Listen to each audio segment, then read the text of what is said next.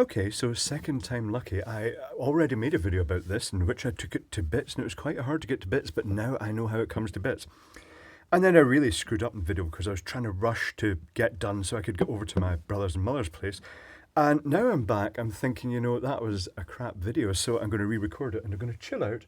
It's the weekend, I'm going to have ginger beer and rum, which is otherwise known as a dark and stormy, which is very nice. It's my current favourite drink. So this is a really neat little camping light. And I bought it a while back, and I didn't even know they were still selling them, so I had to use loads of different keywords to find this. Finally found one, and as you know on eBay, once you've found one, then you find the magic keywords, and in this case it's Q6M. So if you search for Q6M, USB rechargeable LED magnet handheld light fishing camping torch lantern, those type of things, then you'll find it. If I remember, I shall put an eBay search link down in the description below. I won't put a link to this exact one because whenever I do that and people start buying from that link, the price just rockets. The Chinese sellers have an automated system that just keeps nudging the price up. So I'd rather do an eBay search link, which says buy it now, cheapest first, and then you'll find the most competitive listings. So this is a really neat little thing. It's got a USB charge port on one side, it's got a clicky button, a standard tactile button, and when you click it once, it comes on at fairly low level, and because it's pulse width modulating, you're going to see that sort of rolling shutter effect. When you click it again, and if I have to say, this level here is really very dim. The batteries are going to last a very long time. And I know the batteries are going to last a very long time because this has one hell of a battery in it. The next mode up is the most useful to me. It produces, in a dark room, it produces ample light to work and read by. Again, you're getting the rolling shutter effect for the pulse modulation. That's interesting. The next one is getting kind of more generous. It's perhaps good for short-term, really high bursts of light. And then it goes one step further and goes even brighter. And then it goes into a sort of like the flashing mode, which is what I'd say at the second intensity. And then it's back off. And rather disappointingly, despite the fact this is based on what looks like a little microcontroller, it doesn't do that clever thing that if you turn it on at intensity you like and leave it for a moment, it won't just turn back off after that. It'll still munch through all the settings until you turn it completely off. So now I do know how to take this apart. But before I take it apart, I want you to just observe one nice little thing. Does this not look like a very, very sawn down LED fluorescent tube? It's got the heatsink extrusion in the back. It's got the translucent pan in the front. It's got the two end caps. All it's missing is a couple of pins out either side.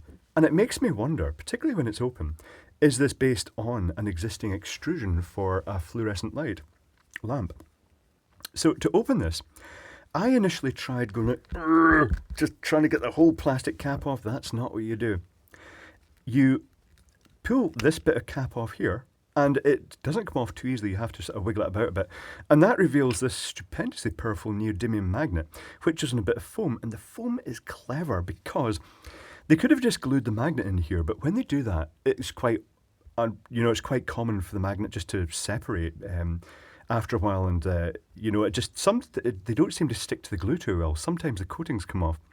So what they've done here is they've put a bit of self-adhesive foam, sat the magnet on the top, and then when you put this on, it just rams it against the top, and it just keeps it tightly against the end. And it's a very powerful magnet. Hold on, where's my pliers? It's a very, very powerful magnet. It happily holds the light onto any metal surface, any steel surface. It does make it quite tricky getting the screws out because it has this tendency to be quite snatchy of screwdrivers. And getting the screws back in is a lot worse. It kind of wants to possess the screw. I'm guessing that they probably,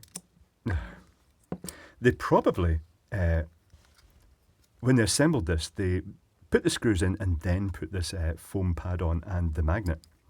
So I'll just push that screw through and it sticks immediately to the magnet, and that keeps it secure.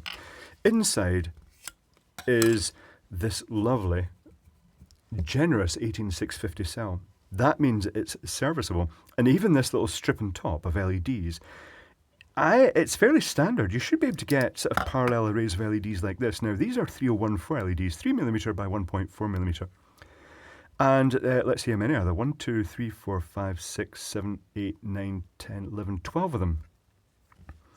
And even at low intensity, they all seem to like quite matched, although come to think of it, they are being pulse modulated. Is that going to show? It's not actually.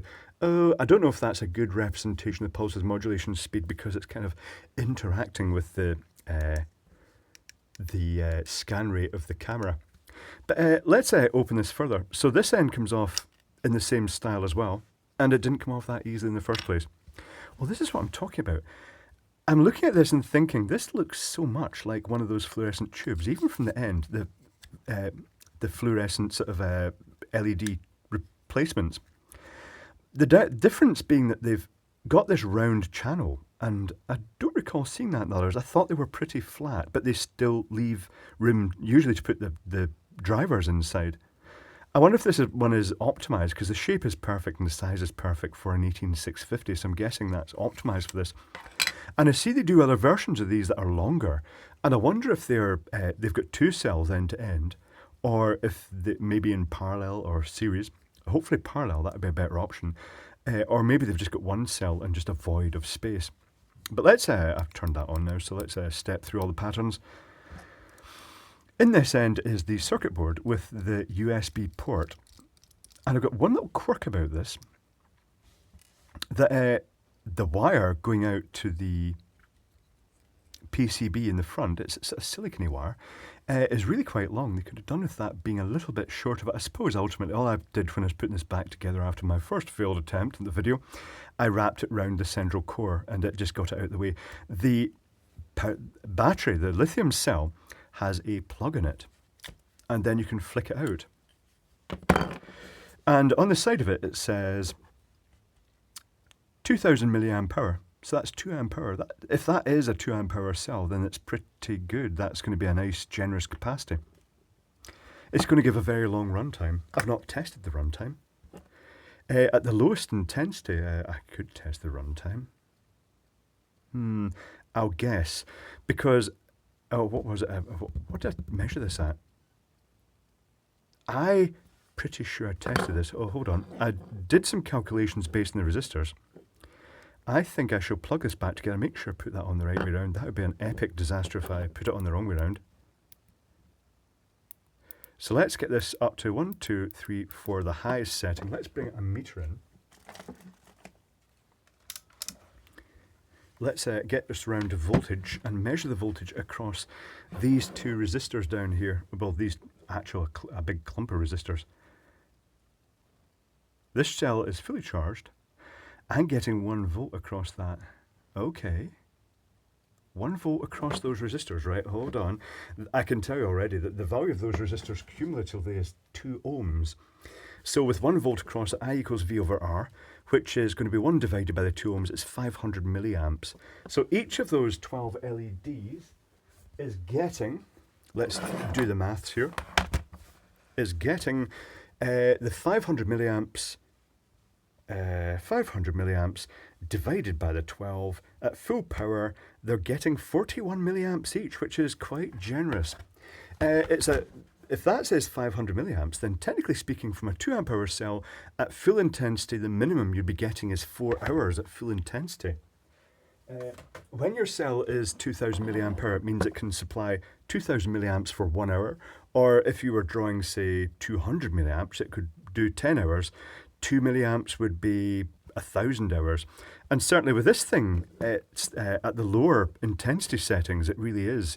It's pulse modulating the LEDs, turn them on and off to vary the brightness by changing the on to off ratio. And I'm guessing at the low intensity is so low, an ambient sort of light level, that this is probably going to last for a day minimum, I would expect. I've never actually tested it. It also depends if this is actually a 2000 milliamp hour cell, but it feels quite heavy. So that doesn't always mean anything, but I don't think it's one of the sand-filled ones. The circuit board, that is interesting. This is where it's going to save lots of time because I have already printed off some stuff. So let's bring a picture of the circuit board in. And it's got a couple of things that are a bit quirky. There's one chip that I'm not sure what it is. So here is one side of the circuit board, and here's the back. And I'll show you the back initially because notable things in the back. It's got this transistor to turn the LEDs on. It's got these resistors here, which are 10 ohm resistors. That's 1, 0 and a 0 multiplier, so it's just 10 ohms. So there's 1, 2, 3, 4, 5 of them in parallel, which gives an equivalent resistance of 2 ohms. That's coming basically from the positive of the battery pack, going through those parallel array of 2 ohms total resistors to the positive connection to the LEDs. And then when it comes back from the LEDs, it's going through this fairly ordinary transistor that's being turned on by the microcontroller, which is a mystery microcontroller. Now, to make things easier though, I've shown you the values. I've printed one that's been flipped. And by flipping it, it means all the numbers are back to front. But the advantage is that everything correlates. So say, for instance, this heat sinked area here is under this regulator, this charge chip, and this connector here is these 2 pins, and likewise the switch here, well, that it would be in the same position, but the microcontroller is directly under here. So everything correlates. Top left is top left and bottom right is bottom right. It just makes it easier to actually trace what's happening in the circuitry. So let's analyze this. There's a USB port, and the first thing we notice is that it's going to this chip that I could not find what it is. I thought it might be a TP4056 charge control chip, but it's not. The number that's printed on it is ENC5045. I could not find a data sheet about that. I don't know if that's a secret code for some other chip. The pinout is not the same as the TP4056, which is a very common chip. So that's limiting the current, 600 milliamps, to the lithium cell. And the only other component associated with that, if we look at the back of that chip, is this 122 resistor, which is 1.12 zeros, it's 1.2K. That almost certainly sets the charge current, which was 600 milliamps. That's a nice round figure, isn't it? 1,200 ohms, 600 milliamps. That's quite neat. The other chip associated with charging is this. This is a standard chip. It's a 5353A. And this is a fairly standard protection chip. It basically it can control where the current coming from the battery, and it will shut the battery off. It will break the circuit if the battery is being overcharged when it reaches 4.3 volts, which is actually quite high. I presume it's just relying on the regulator chip that's charging in the first place, stopping at 4.2 volts. But if that fails and it goes beyond that, this will cut off. It will also cut off on over discharge state. And it will also protect the battery in the event of short circuits. When it detects a high current, it will also cut off. So they've got the charge circuit and they've got that little extra chip down there. And according to the circuit diagram, all that needs is a 100 nanofarad capacitor and a 100 ohm resistor. And that's them there. There's the 100 ohm, 101, 10 and 10 at the end of it. So that's 100 ohm. And there's the capacitor, and they're directly under that chip. Other things worthy of note here. Rightio. The power supply to the chip comes via this 10 ohm resistor, 10 and 0 multiplier, and there's a smoothing capacitor, decoupling capacitor across the rails. Now this mystery chip here has the same rough pinout. The power pins are similar to, it appears that way anyway, it's similar to the PIC 12. In the sense that I think this is a positive pin and this is a negative pin. And there are other chips that use the similar sort of pinout. I guess that the manufacturer are just trying to create drop-in replacements for their rivals. So those two components are for that. The components in the back, we've got this 102, that's 1020 zeros at the end, so that's 1000 ohm resistor, is feeding the base of this transistor here. The transistor itself just has A and H and B on it. I'm not sure about that one. It's not the usual numbering system I'm used to. But it's also got a 473 zeros. It's got a 47K resistor across that between its emitter and its base to actually keep it turned off. Assuming this is a standard transistor like that, a standard bipolar transistor, I think it is. So that's those two resistors. That's one that limits the base current, which of course then it is bipolar transistor almost certainly then. And that's the one that does the make sure it's turned fully off. This resistor here, I'm guessing quite a high value, 47K, is probably a pull up resistor for the switch. Notable that the switch, they've not soldered all the pads. I think that's just they've soldered the ones they needed to solder, the electrically active ones, and just not bothered with these, which might just be a laziness thing. I'm not sure about that. Certainly saved them a little bit of solder. So that resistor is tied into the switch button, so it is almost certainly a pull up, pull down type resistor for that. So that when you push the button, it changes the state of the input to the chip. Other things worthy of note are these components here. Now, this capacitor here is a typical decoupling capacitor you'd find across the supply rails for one of these chips just to provide stability. But then there's a LED, and this thing does seem to have a charge status output. It's got LED and a 471, which is 4710 470 ohm resistor, but that's being controlled by the microcontroller. And when this is plugged in, if it's charging, that LED flashes on and off. If it's charged, it goes static, and it's the microcontroller that's doing that. And to detect two statuses, it's using an output status pin here, which correlates to this pin, this through hole here. And if you follow that round, it branches over to this, and that's another interesting thing. They've obviously kept their options open. This is designed to take out of this chip or another chip in here, one of the little 5-pin chips, charging controllers. And that's also, they're using that area as a sort of heat sink for that.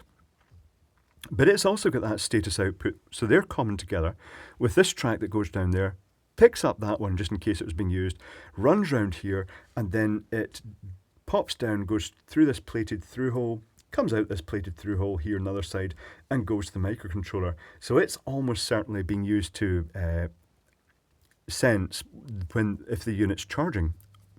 The other thing the microcontroller has is this pair of 100 ohm resistors here that appear to be between the 5 volts and 0 volts of the USB input port. And it's providing a potential divider, and the mid-tap of that is going down to the microcontroller. And the only thing I can think of here is that's kind of a voltage divider deliberately to bring it within the range of the microcontroller that's being powered from potentially 3 volts to 4 volts or so from the lithium cell, because you can't just feed it straight 5 volts. And also, oh, that's a good point. That is a very good point. If they just use a resistor, because I was thinking, why didn't they just use a resistor? There's a couple of things here. If they just use a resistor to limit the current, then technically speaking, if that was plugged in and these chips had kind of shut the power off to the lithium cell, if you use, say, a 1K resistor, 100 ohm resistor to actually limit the current to the input pin, the protection diode in there would clamp it over to one of the rails, and you could potentially then, that would be a current path to actually overcharge the lithium cell. That's interesting. But by dividing it down, assuming worst case that you had a floaty, nasty 5 volts supply that went up to 6 volts, the maximum it's going to be is around about 3 volts then, because it's divided by these two resistors. And that then provides a logic level of round about, say, 2 to 3 volts, current limited to the microcontroller, so it can sense when there's a supply there. And by sensing when there's supply there and the status of the charge pin, it can then determine whether the LED is to be lit to show that there's power to it and it's fully charged, or flashing to show that it is charging. It's quite neat.